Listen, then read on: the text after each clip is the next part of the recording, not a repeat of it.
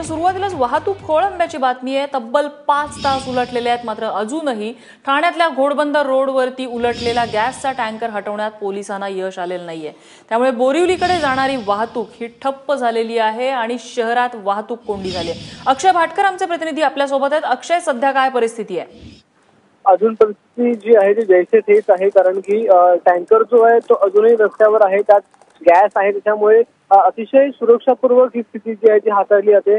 कोणतीही घाई केली जात नाही, पण याच्यामुळे याचा जो परिणाम आहे तो आता ट्रॅफिकवर मोठ्या प्रमाणात दिसायला लागला। कारण की ज्यावेळी घटना घडली त्यावेळी तितकं ट्रॅफिक नव्हतं, पण आता मात्र संध्याकाळच्या वेळी मात्र खूप मोठ्या प्रमाणात गाड्या येतात, ज्यामुळे लोक आपापल्या घरी जात असतात।